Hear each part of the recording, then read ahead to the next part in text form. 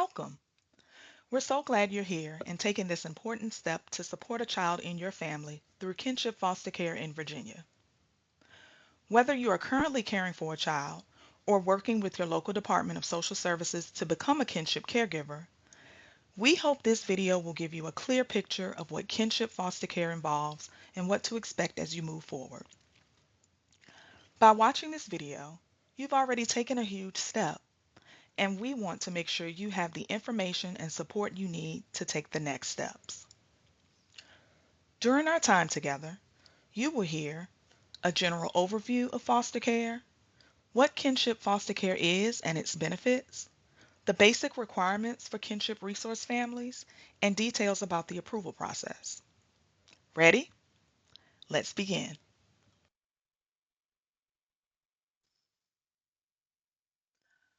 Foster care is a safe, temporary support for children who can't live with their families right now.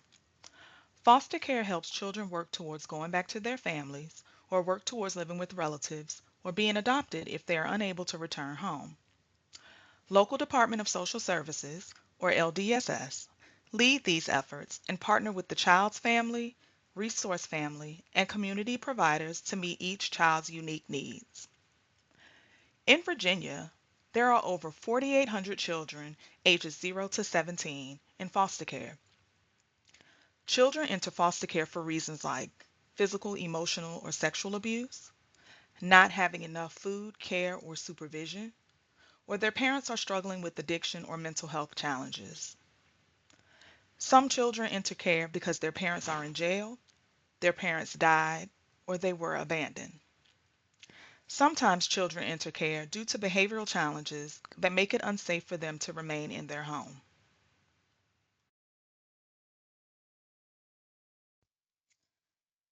Children in foster care experience different placement types. Foster and adoptive families, which are considered regular homes or special homes for children with extra needs. Kinship families, when a relative or close family friend is the caregiver.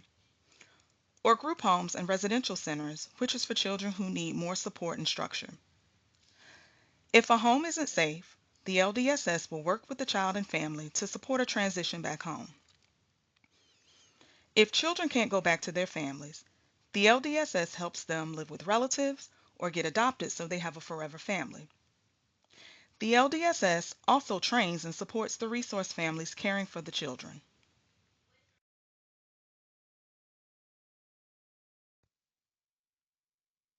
There are four types of resource families. Kinship means family or close friends. Sometimes children stay with grandparents, aunts, uncles, or family friends. It helps them stay connected to people they know and love while they're in foster care. Foster families take care of children when their parents can't. The goal is usually to help children go back home when it's safe. Adoptive families become the child's forever family. When children can't go back to their parents, adoption gives them a permanent home. These families promise to care for the child for life. Respite families give short breaks to other families. For example, if a family needs to handle an emergency, a child can stay with the respite family for a weekend. It's like being a helpful backup caregiver. All of these families must be approved as foster and adoptive resource families and are duly licensed to foster and adopt children. This means that if you're approved as a foster parent, you're also approved as an adoptive parent.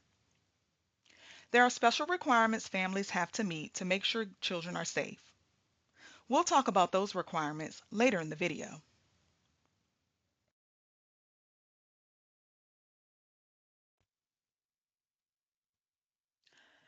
Kinship care is when a child lives with a family member or someone they know when their parents are unable to take care of them.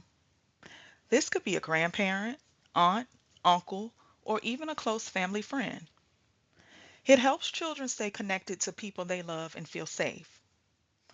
In Virginia, about 22% of children in foster care are placed with the kinship family. We really want to see more children living with their families, so we are working hard to make sure children are placed with kin first.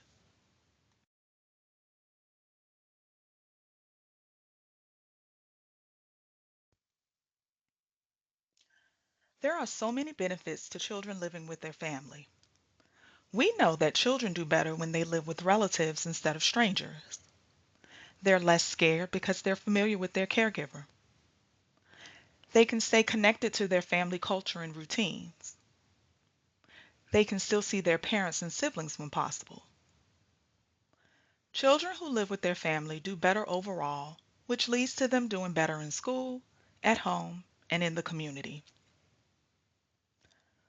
Before we move on, let's hear a beautiful kinship story from Gail and Jordan.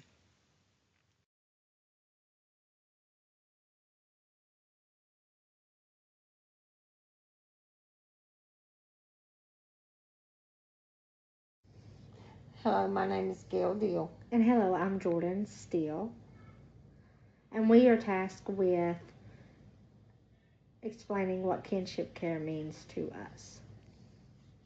Kinship care is when family members take kids that doesn't have a home of their own and raises them and provides for them and love them.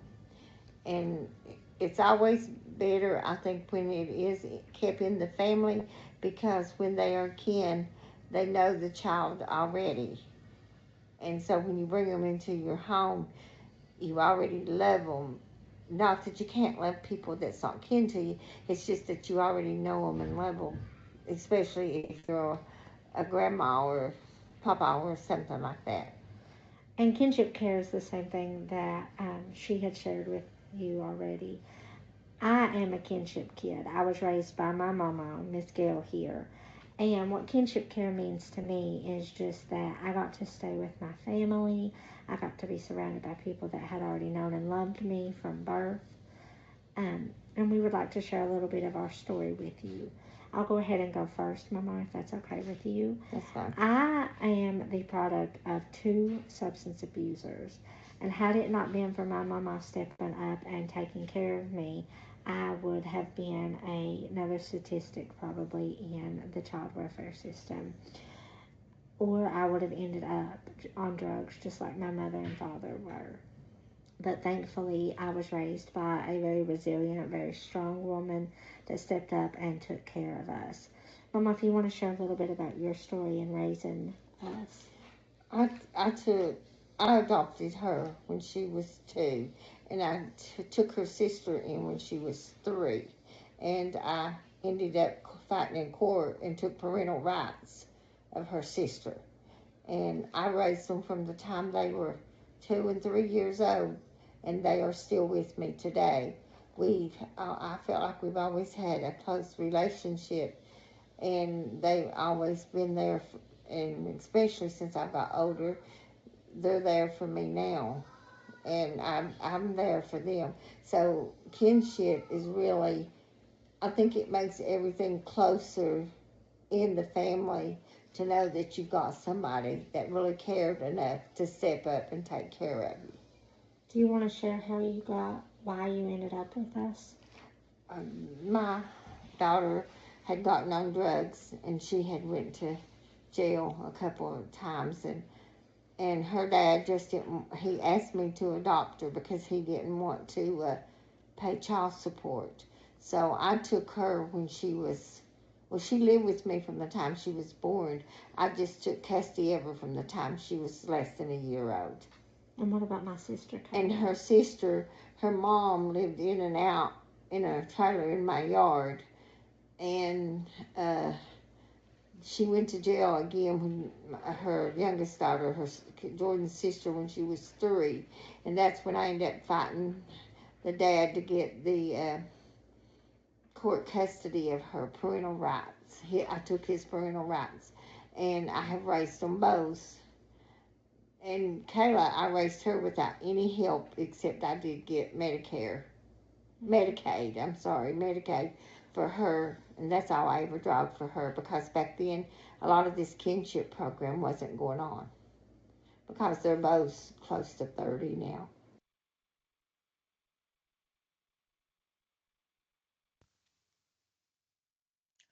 There are a few ways for kinship families to care for a child. You can care for a child for about 3 months through a voluntary program called the Parental Child Safety Placement Program while their parents work on getting better. Parents still have legal rights, and you might get some financial help. You can ask the court for custody. This means you can make decisions about school and doctors for the child. If you meet the requirements, you can become an approved foster parent. The child stays in social services custody, and you'll get monthly support to help with their needs.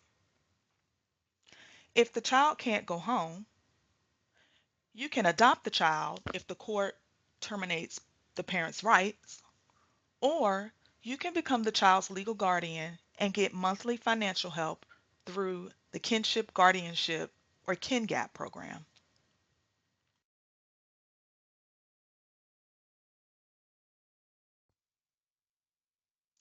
You've just learned about foster care and kinship care.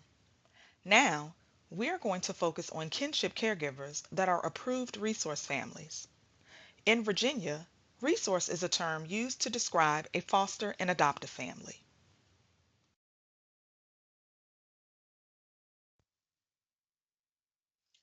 Kinship caregivers are more than just family members. They're an important part of the team that supports children and families. This means working closely with your local Department of Social Services. Think of it like co-parenting with the child's parents and LDSS.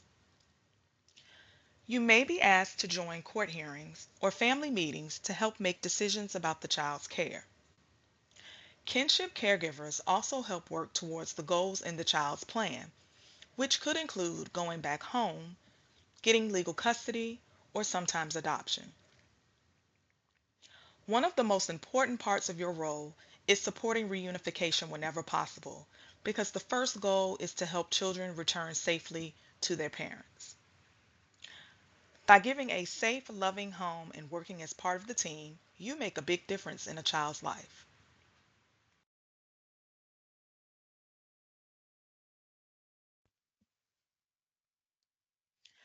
As a kinship caregiver, you have important rights that help you care for the child and work as part of the team.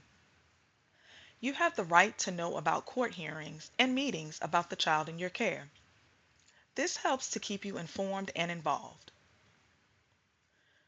You are an important member of the team that supports the child and family. Your voice matters in planning and decisions. You have the right to receive information about the child. This information will help you best meet their needs. These rights make sure you can give the best care possible and work together with others for the child's well-being. Your LDSS can share more details about your rights as a kinship caregiver.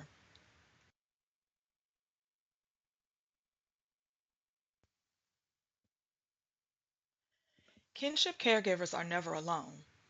There is support and resources to help you care for your family. A worker from the LDSS will visit you and the child regularly. These visits give you extra help and answer any questions you may have. Your LDSS can help with childcare so you can work or take care of other responsibilities. You will receive money to help with the child's needs. This includes a monthly room and board payment and money for the child's clothing based on their age. The child in your care will have health insurance to cover doctor visits and medical needs. You will get training to learn new skills and feel confident caring for your family. Respite care is available as a resource so you can have a short break when you need it. Some agencies offer support groups where kinship caregivers can share experiences and get advice. Your LDSS can help you get connected to these and more supports for kinship caregivers.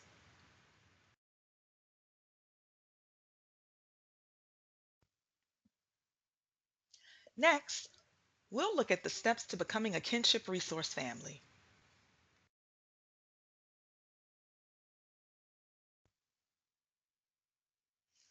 Whether you have your family in your home or you're currently working on getting them with you, You want to make sure you're communicating with your LDSS. They will help you understand your options as a kinship caregiver and will guide you through the steps for whichever option is best. Your LDSS will also help you and your family get connected to the resources and supports you need. You can visit fosterva.dss.virginia.gov/kinship for more information to help you on your journey.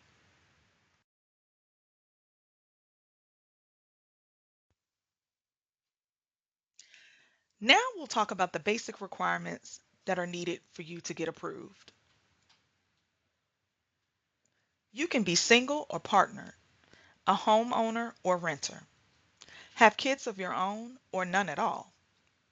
But there are a few things that you must have. All kinship families must be approved to care for children in foster care. You must be at least 18 years old and related to the child by blood, marriage, or adoption. Kinship caregivers can also be fictive kin or a close family friend of the child. You'll need a physical exam and a tuberculosis screening. This makes sure you're healthy and ready to care for children. All adults in your home must have background checks.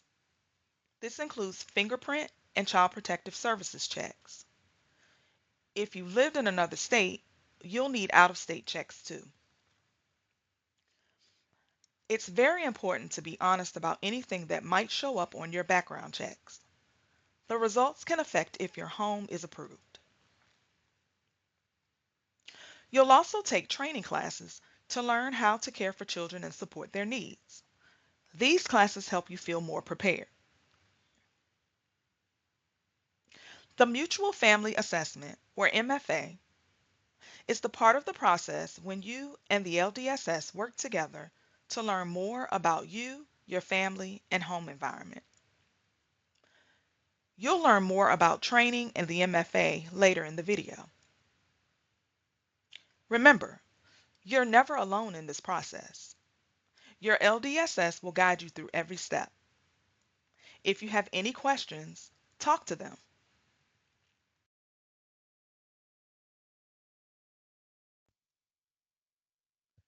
The Permanency Assessment Tool, or PAT, is a tool that your LDSS will use to engage you and your family in an open and honest conversation about your readiness to be a kinship caregiver. The PAT will also create space to talk about things like the space in your home, who lives with you, your parenting experience, and the needs of the child. The PAT is very similar to the Mutual Family Assessment process, which you will hear about later in the video.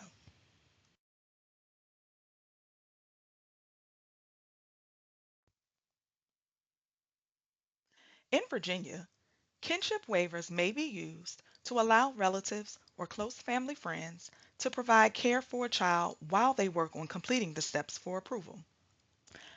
These waivers cover things that aren't about safety and are temporary for up to 6 months. Waivers can cover things like training or home requirements. Kinship waivers help children get placed with their family more quickly. For more details about waivers and to see if one can be applied, talk to your LDSS.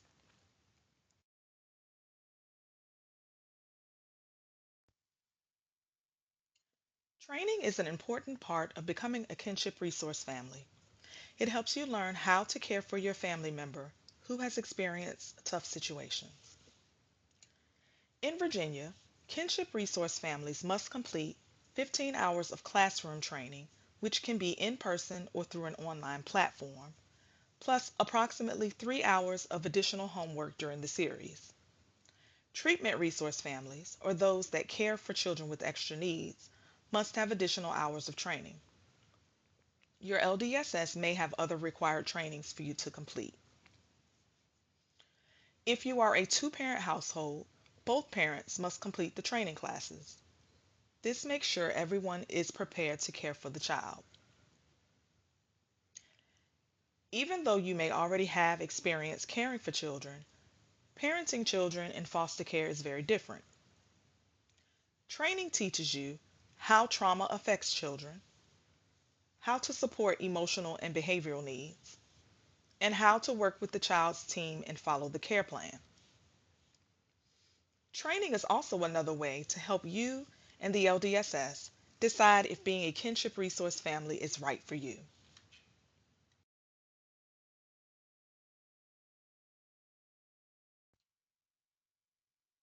The Mutual Family Assessment, or MFA, is a two-way assessment process between your family and the LDSS. It's a good way for you and the LDSS to see if you are ready to be a kinship caregiver. Your home will be checked to make sure it's safe and meets the requirements. This includes things like having enough space, making sure you have working smoke detectors, and looking at where you store medications and cleaning supplies. The mutual family assessment process also helps the LDSS get to know you and your family, even your pets. You and your family will have interviews with a worker. These conversations help them learn about your family's routines, strengths, support system, and how you plan to care for your relative child. What they learn about your family will be used to create a written summary. Think of it as a family profile used to determine if you can be approved as a kinship resource family. A lot of this part should be covered when you complete the permanency assessment tool that was mentioned earlier in the video. You and the LDSS can use this step to review everything and make sure that anything that was missed or came up after the PAT is included.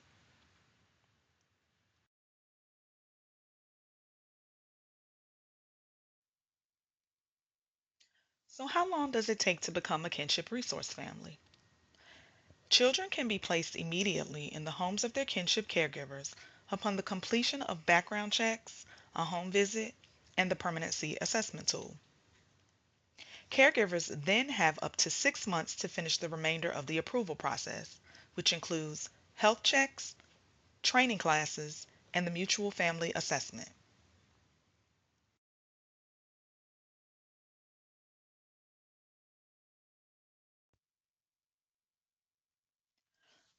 For children in foster care who cannot return home, there are two paths for kinship foster parents to become permanent caregivers for them. Kinship resource families can adopt their relative children if the court terminates the parental rights of the child's parents.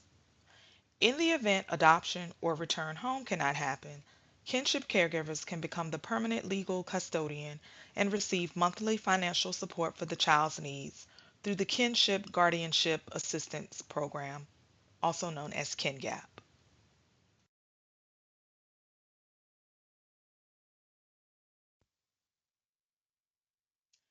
If your relative is in foster care in another state, there are two things that must happen.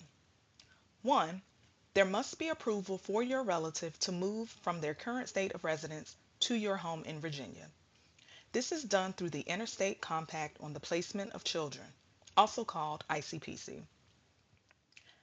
The second thing is you still need to complete the process to become an approved kinship resource family. The Virginia LDSS will help you with the process of becoming an approved kinship family. To initiate the ICPC process, contact the local Department of Social Services in the state where your relative lives.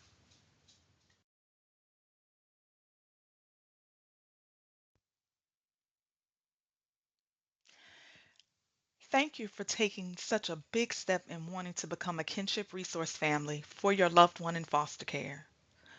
We hope this video was helpful for you as you move to the next steps as a kinship caregiver.